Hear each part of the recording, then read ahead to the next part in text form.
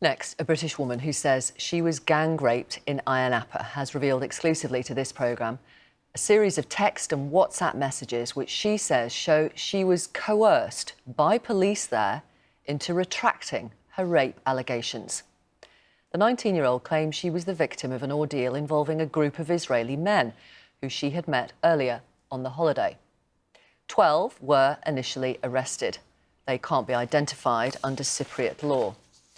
The victim says that when she was called in by police to clarify a few things with her statement, she was there for 5 hours and pressured to withdraw the allegations, which she eventually did. The men were released and flew back to Israel, while she was charged with public mischief for making a false statement. She was imprisoned and is now facing a trial herself. Here are those messages which she has shared with us. Message 1, which was sent at 02:36 in the morning. I don't want anything to do with Cyprus. I need someone British. Phone me ASAP. I don't have much time. Mum, please, they could take me away at any moment. Please phone me. Message 2, they've just tried to make me sign something else. I tried to send a photo to my mum. The female police officer shouted at me and took it away and said I'm not signing it without a lawyer. I don't understand it.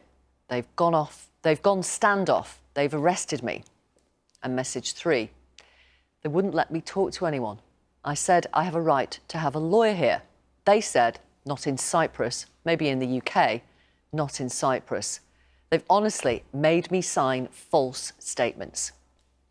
Well, let's talk in his first live TV interview to Michael Polak, a human rights lawyer from Justice Abroad. That's a legal aid group providing help to the woman and her family. Thank you very much for talking to us. First of all, how is this woman? Well, obviously, not only has she suffered what's a very terrible experience with the rape, but then she spent over 30 days in prison in Cyprus, and she's been made to stay in Cyprus, and now she's on trial. So one can only imagine how she's feeling at this time. It's difficult to describe, Victoria. Can you tell us what you understand happened on the night that she alleges she was gang raped? On the night she alleges she was gang raped, she went with one Israeli youth to a room, and then she says others forced their way in and had sexual intercourse with her against her consent. And the interesting point on that is a lot of the surrounding evidence seems to support her account. And we've started the trial already last week. We've had 1 day of it. And we had a Cypriot police officer giving evidence. And he was taking to a statement of one of the Israeli youths. And we don't say everyone who was arrested was involved. We don't say that at all. And when you look at the evidence, it doesn't say that. But one of the Israeli youths said he came across a group of them outside on the evening of the rape. And he asked them with his friend to the group, are you coming out to the nightclub with us tonight? And they said, no. And he said, they said in a bad and aggressive manner. This is how he described how they responded, in a bad and aggressive manner. His words, not mine. I said, we're going to F the English girl. That's what they said. So that gives you a kind of understanding about what might have happened. How many men does she say raped her? Because 12 were arrested, 5 were released, and eventually all were released. How many men does she say were involved? She doesn't know exactly. She was in a room there, and what she said, there was a large number of them. And what happened with the Cypriot police was they arrested 12 Israeli youths, but they didn't do very simple investigatory steps, like an ID parade for her to pick out people involved or not involved. So I'm sure people who weren't involved were arrested and spent time in prison as well, but that's down to the job, the investigation into the rape offence. And did the woman have a medical examination? Because one would think that if it was a gang rape, there would be some kind of medical evidence. There has been a medical examination. Her friends found her after the rape incident. They took her to the medical centre, which is within the hotel complex where she was staying. The medic there reports that what happened was she was inconsolable. She wouldn't let him anywhere near her. There's a video of him speaking about it, and he called the police. It was actually him who contacted the police and got the police involved, not her or her friends. And she was taken to a hospital for an investigation there, and we will examine the investigation reports.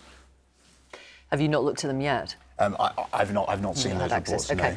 So the night when she was recalled to the police station, she was told it was to clarify elements of her statement. That's the night she says she was effectively forced by the police, which they deny, to change her statement, to say actually it was a false allegation that she'd made against these men. What does she say happened that night? Obviously, we've shown our audience the text and WhatsApp, which you say she was sending to her mum and others while she was in the police station.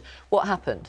Well, on that night, so it's the 27th of July going into the 28th of July, 10 days after the rape incident, she was taken into the police station, and she'd been dealing with a female officer throughout the whole investigation who she had a good relationship with, who was supporting her in giving her statements and giving her evidence.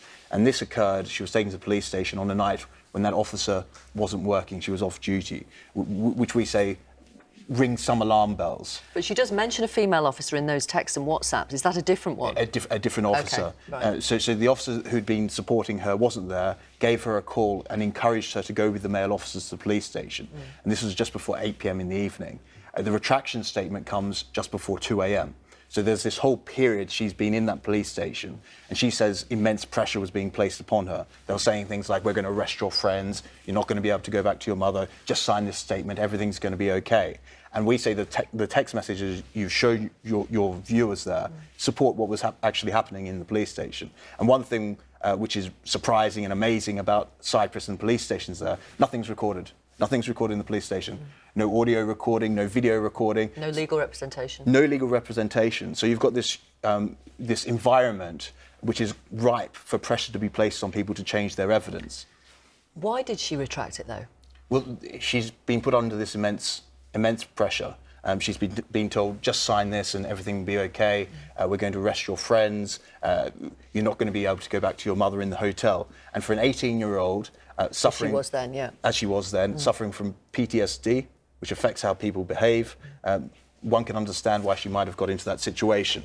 And it's quite interesting. There's a Netflix series at the moment, which is it's called Unbelievable. And the first episode kind of goes along the same lines as this. And we've got psychological evidence which shows that people suffering from PTSD sometimes will give a false statement, say retract their evidence, just to get out of the situation because of how they react to the PTSD. We've had a statement from her mum who says our daughter has... her mum said this, it seems as though all of our lives have been set aside and paused as everyone continues to move around us. Our daughter has been diagnosed with PTSD from a psychological expert based in the UK and is on medication. What do you say would be the motive of the police officers who wanted her to retract her rape allegation against these young Israeli men? Well, there was a huge political pressure in Cyprus, because you've got the town of Ayia Napa there, which exists and survives because of this type of tourism. Young people from all around Europe, from Israel, from the United Kingdom, from Sweden, everywhere in Europe come there. And for them to have a rape occurring there was something which would be very damaging to their economy. So the mayor of Ayia Napa came out with very strong prejudicial statements about what had happened, that kind of thing. So I think there was immense pressure on the police to get this sorted. And they thought... And the police would bow to pressure from the mayor? Well... Police who you know, sign up and do their duty to protect people? Well, this is all the circumstances of this retraction statement seem to show that they were under some pressure to get that retraction statement on that night. Why do it on that night without this female officer there? Why couldn't it have waited to the next day? Why not? Why didn't she have a lawyer? There were all these circumstances of this retraction statement which make it very worrying indeed. I want to ask you about a video that was posted online of the woman having sex with one of these men earlier, that she'd met earlier on holiday, as I said in the introduction. And this footage was posted online without her permission. How did she react to that? Well, it's obviously very distressing for people to be watching you in an intimate moment. And in none of the videos which we've seen, and those which have been posted online, show any consent to being filmed as well. Right. And the officer last week confirmed he's watched all the videos in the case, and there's no videos of consensual group sex at all. So, of course, it's very worrying for her to find out that this kind of thing has been put online. So she is facing trial, finally, for something that's called public mischief, which is effectively giving a false statement. How are you going to try and get this retraction dismissed? Well, Justice Abroad, the organisation I work for, we've put together a top legal team. We've got Lewis Power, Queen's Counsel, one of the UK's top 10 criminal barristers. We've got a top Cypriot female team, Ritza Pekri, Nicoletta Haralambidou, and they're experts in human rights law. They're experts in Cypriot criminal law as well. And we're quite confident that when they make these arguments, and it's for the prosecution to prove that the confession or the retraction statement is reliable, we say if the court looks at this fairly, it should be taken out of the case as a whole. Thank you very much. Thank you for Victoria. talking to us. Thank you. Michael Polak, who is from Justice Abroad and is providing legal help to the woman and her family. And just to repeat, as I said earlier, Cypriot police deny that they forced the woman to retract her rape allegation.